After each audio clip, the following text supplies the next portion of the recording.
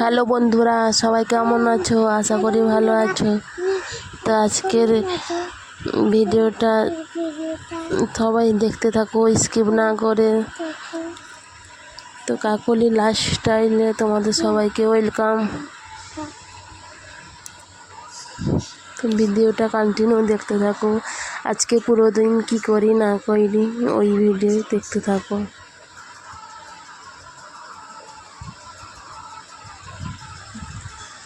তো hello guys, দেখুন আমাদের বাড়িতে আজকে কী রান্না হচ্ছে। মাছের ঝোল, এখানে ভাত হচ্ছে, এখানে শাক কেটে রেখেছি, কুমড়ো শাক ভাজা হবে, দেখেছেন কুমড়ো শাকের ভাজা হবে। আর এখানে আমার ছেলে বসে বসে মুড়ি আর মাঝে ভাজা দিয়ে মুড়ি খাচ্ছে। হাই করতে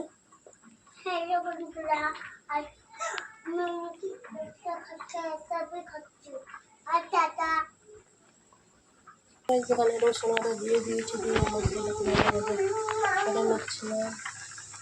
ভাতটা হয়ে গেছে, ভাতটা এবার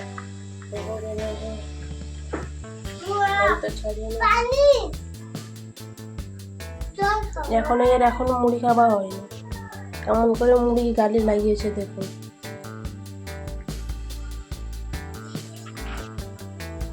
গাইস আমাদের তরকারি রান্না হয়ে গেছে। তো মশলাটা কষানো হয়ে গেছে, এটা জলটা ঢেলে দেওয়া দিলে আমাদের মশলা দিয়ে দেবো, তো রান্না রেডি হয়ে যাবে।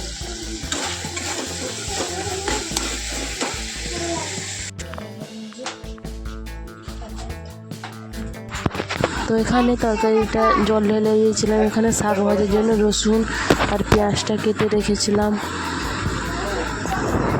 তো এখানে তরকারিটা হতে থাক। তো আমি ওই দিকে বাসনগুলো আছে, কটা এঁঠো হয়ে আছে, ওই বাসনগুলো বাথরুমে নিয়ে গিয়ে ধোবো। এই সকালে চা খাওয়া হয়েছিল, ওই বাসনগুলো ছিল, তো ধোয়া হয়নি, সকালে ধোয়নি। তো আজকে কাজ থেকে এসেছি লেট করে, তার জন্য এখনকার রান্না ওখানে রান্না হচ্ছে, আর এদিকে আমি বাসনগুলো ধুয়ে নিচ্ছিলাম সব ভালো করে এক এক করে মেজে।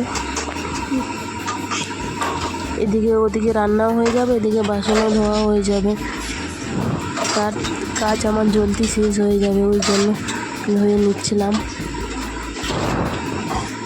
কার কার এমন করে কাজ করতে ভালো লাগে, যে রান্না বসিয়ে এদিক ওদিক কাজ করতে কার কার ভালো লাগে। আমার তো এদিকে রান্না ওদিকে হচ্ছে, এদিকে বাইরে যা কাজ আছে এগুলো করে নিলে একটু টাইম বেঁচে যায়, তার জন্যই।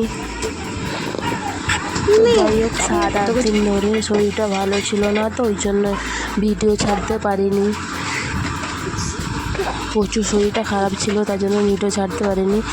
আজকে একটু শরীরটা ভালো লাগছে, ওই জন্য একটু ভিডিও করছি। তোমরা সবাই একটু সাপোর্ট করো। ভিডিওটা ভালো লাগলে লাইক, শেয়ার ও কমেন্ট করে দিও।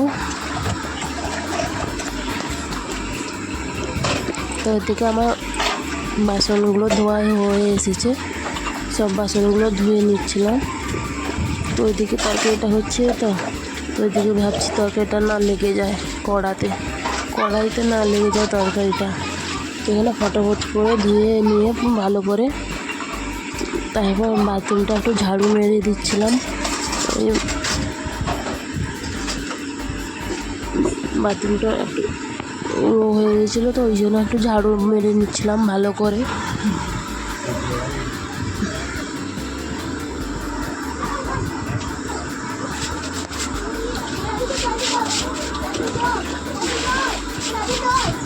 তো ওইদিকে তরকারিটা হয়ে এসেছে মনে হচ্ছে, তাড়াতাড়ি করে কাজটা শেষ করে নিই। আর এদিকে যা গরম পড়েছে, তাড়াতাড়ি করে রান্না করে নিলেই বাঁচা যায়, কেন এখানে প্রচুর গরম পড়েছে। অনেক পানি আছে, জল একটা আর জল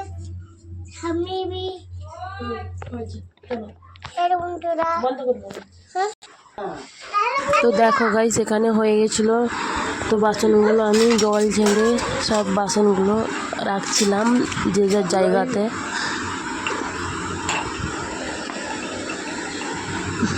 আমি তো এখানে রান্না করি যে প্রথমে কাজ থেকে এসে তারপর রান্না করি, তারপর সব কিছু কাজ শেষ করে চান করি, কেন এখানে প্রচুর গরম তো তার জন্য শেষে সব কাজ শেষ করে চান করি,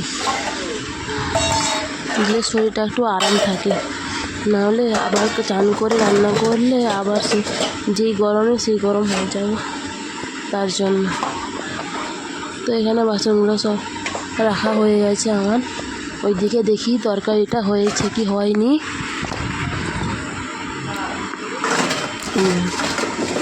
তো আমরা এখানে বাসন ক্যারেটেই রাখি।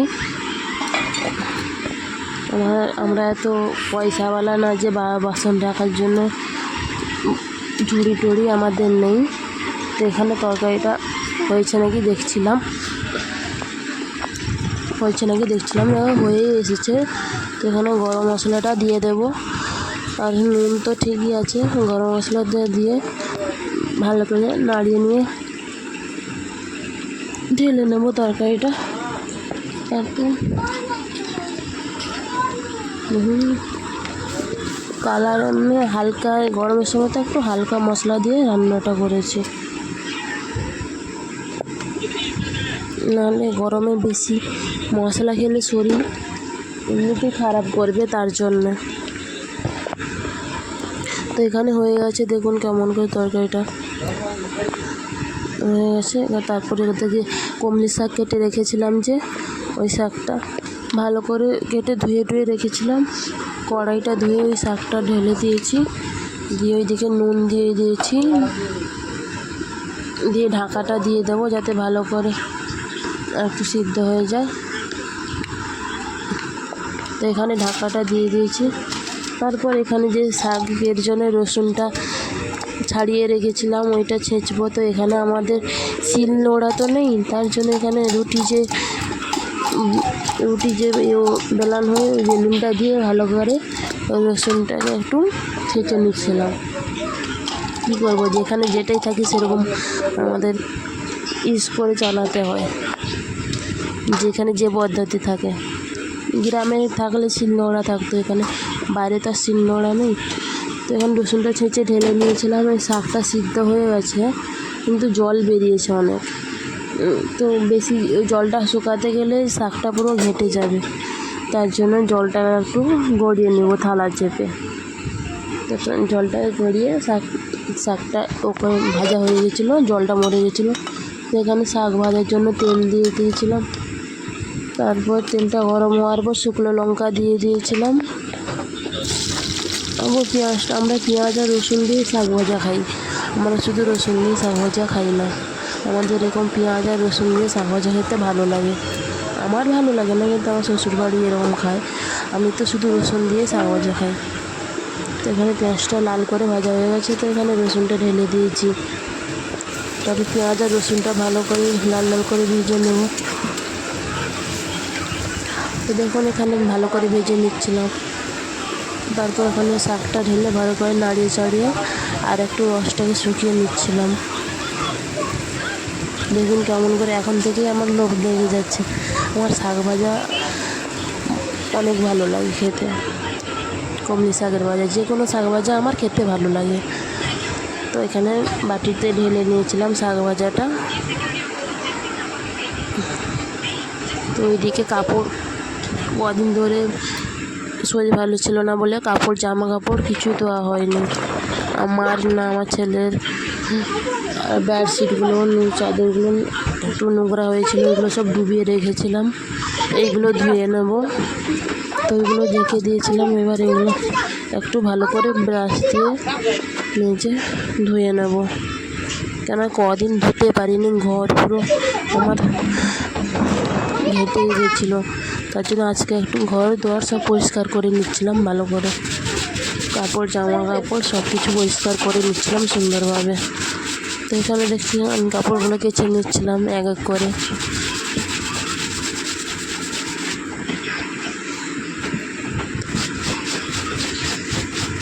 এখন এখনও শরীরটা তেমন একটা ভালো নেই, তার জন্য বেশি কাজ করতেও পারছি না, শরীরটা প্রচুর কষ্ট লাগছে। তার জন্য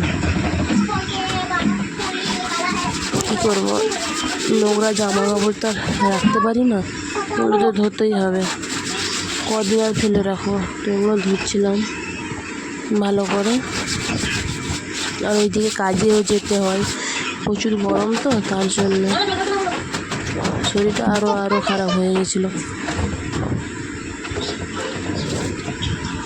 তো দেখুন এখানে হয়ে গেছে আমার কাঁচা। বরের জামা কাপড় ছিল, এগুলোও কাঁচা হয়নি কদিন ধরে, তো ওগুলো ভালো করে কেচে নিচ্ছিলাম। ও কাজে যায় তো, ওর জামা কাপড় না কাজে থাকলে রোজ একই জামা কাপড় তো পরে যেতে পারে না, তার জন্য। তো এখানে চাদরটাকে আমি হাতে কাচতে পারছি না, হাত প্রচুর ব্যথা করছিল, তার জন্য পায়ে মলে কাচ্ছিলাম। তো আমাদের এখানে ছাদ আছে, কিন্তু ওর উপরে দুটো কুত্তা আছে। আমাদের ছাদে দুটো কুকুর থাকে, তো তার জন্য আমার ছেলেকেও কামড়ে দিয়েছিল, তার জন্য আমি ছাদে ভয়ে যাই না। তো এখানে বাইরে দড়ি আছে, ওই দড়িতে কাপড়গুলো ধুয়ে টাঙিয়ে দেবো আর কি। তারপর চান টান করে ফ্রেশ হয়ে ঠাকুরকে একটু ফুল টুল দিয়ে খাবো।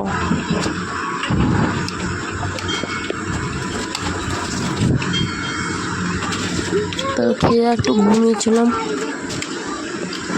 ঘুম থেকে উঠে জামা কাপড়গুলো ছিল, ওই জামা কাপড়গুলো ভাঁজ করছিলাম। কদিন ধরে জামা কাপড় এলোমেলো করেছিল, তো জামা কাপড়গুলো ভালো করে ভাঁজ করে যে যার জায়গায় রাখছিলাম।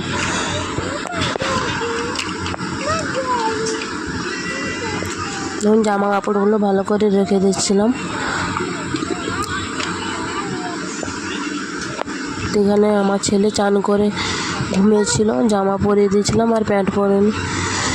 এখানে আমি আমার একটু মাথা খেয়ে আয়নার সামনে দাঁড়িয়েছিলাম, রিলস বানাচ্ছিলাম। কদিন ধরে ভিডিও বানানো হয়নি, তার জন্যে একটু ভিডিও বানাচ্ছিলাম আয়নার সামনে দাঁড়িয়ে।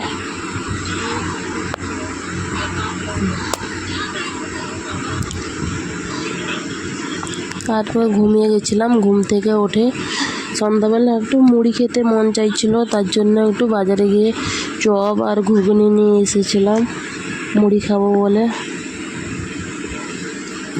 তারপর চাউমিন নিয়ে এসেছিলাম আর আইসক্রিম নিয়ে এসেছিলাম। গরমের সময় তো আইসক্রিমটা খেতে, এখানে আমার ছেলে চাউমিন খাচ্ছিল। তো আজকের ভিডিওটা ভালো লাগলে সবাই লাইক, শেয়ার, কমেন্ট ও চ্যানেলটাকে সাবস্ক্রাইব করে দিও, যাতে পরবর্তী ভিডিওটা প্রথমে আপনাদের কাছে যেতে পারে। তো সবাইকে আজকের মতো টাটা, গুড নাইট। সবাই ভালো থাকবেন, সুস্থ থাকবেন।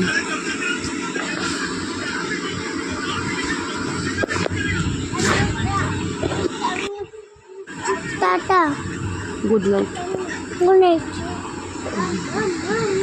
সবাই ভালো থাকবেন। সবাই ভালো থাকবো।